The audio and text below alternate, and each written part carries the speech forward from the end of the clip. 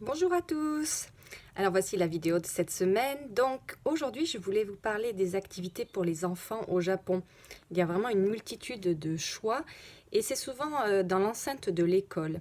Et alors moi en tant que professeur de danse classique pour enfants, donc j'ai un diplôme en France et puis j'ai enseigné au Japon, euh, j'ai toujours été un peu intriguée par les diplômes que ces professeurs pouvaient avoir. Et j'en ai appris un peu plus en travaillant dans l'éducation japonaise notamment.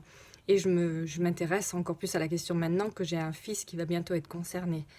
Donc, de ce que j'ai appris, bon, déjà, c'est que contrairement à la France où les clubs de sport sont municipaux et en dehors de l'école, c'est que la plupart des clubs de sport sont à l'intérieur de l'école. Ce sont donc des bukatsu qu'on appelle et qui sont en général gérés par un des professeurs. Donc, par exemple, le professeur de mathématiques qui, par exemple, dans sa jeunesse, a participé à quelques tournois, par exemple, de tennis, va être en charge du club de tennis. Et oui, c'est aussi simple que ça.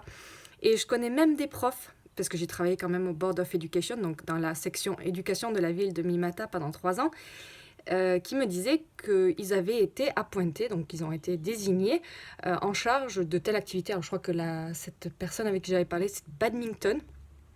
Voilà, alors qu'elle n'avait jamais fait de badminton de sa vie. Et elle était prof de géographie. Voilà, donc c'est pour vous dire. Hein.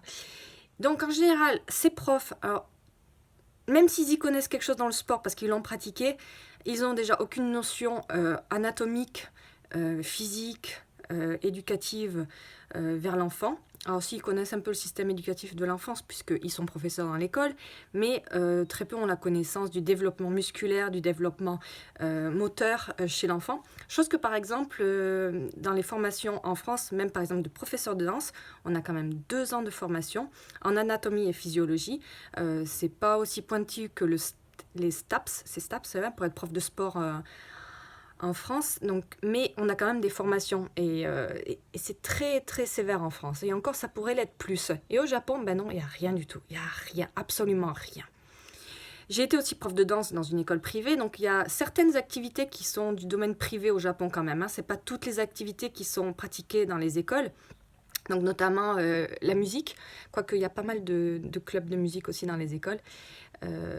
Et la danse classique, la danse jazz, le hip-hop et tout ça. Donc ça, c'est encore dans les côtés privés. Et donc moi, j'ai enseigné dans une très très grande école privée à Fukuoka. Heureusement, pour cette école, il y avait, je dirais, une demande d'excellence, de niveau, et tous les profs étaient diplômés. Mais d'avoir fait un peu le tour des autres écoles à travers la ville, quasi tous les professeurs, en fait, ne sont pas diplômés. Ce sont juste des personnes qui ont fait de la danse toute leur vie, qui arrivent, qui n'ont pas pu vraiment être spécialement professionnels, qui ont dû faire un petit peu de danse professionnelle dans des théâtres, mais c'est tout. Donc, elles savent danser, mais ça ne veut pas dire qu'elles savent enseigner.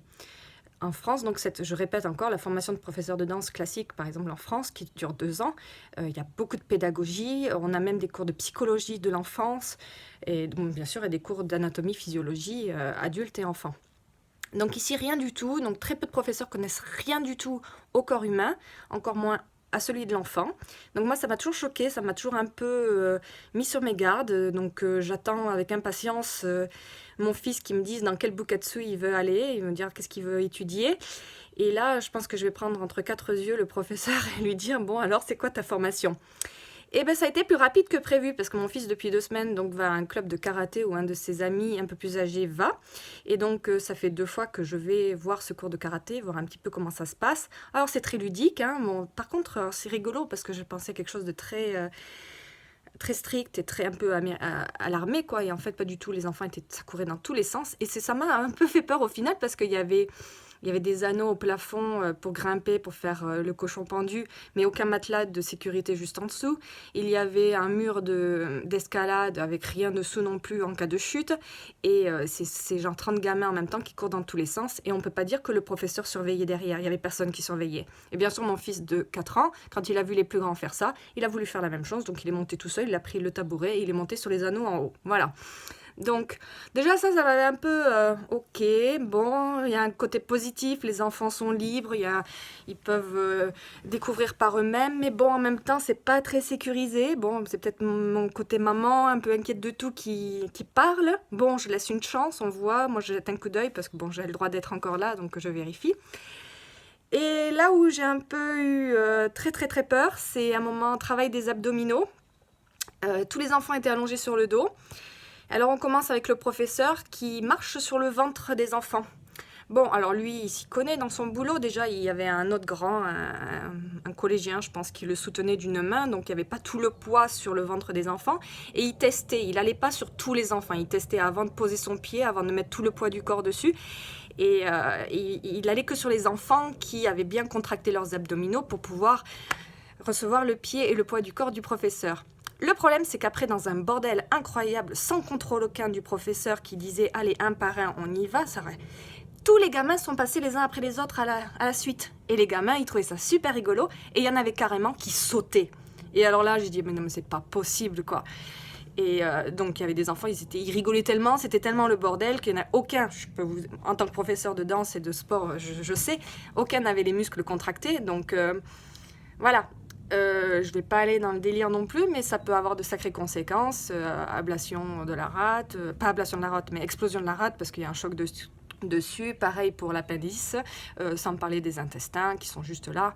Voilà, il y a 2 gamins qui se sont mis à pleurer juste à côté, bah forcément ils sont faibles, hein, donc il faut pas pleurer, allez un peu, sois plus fort, on est en cours de karaté, yeah. Voilà, donc on va y repenser encore un petit peu avant d'aller s'inscrire au cours de karaté. Mais voilà, ça c'est un côté que moi par exemple j'aime pas au Japon. Les profs ne sont pas diplômés, ne sont pas formés, et il y a beaucoup d'accidents. Il y a eu des morts dans des clubs de judo, par maltraitance, poussés à bout, trop d'exercices, des gamins qui s'entraînent jusqu'à 1h du matin, il y a plein d'histoires. Donc si vous avez des enfants, faites attention, vérifiez bien, ne faites pas confiance aveuglément parce que ce sont des professeurs. Il n'y a rien qui dit que ce sont des professeurs, à part les gamins qui les appellent sensei. Donc voilà, j'espère que ça va mettre un petit peu quelques parents en garde, voilà.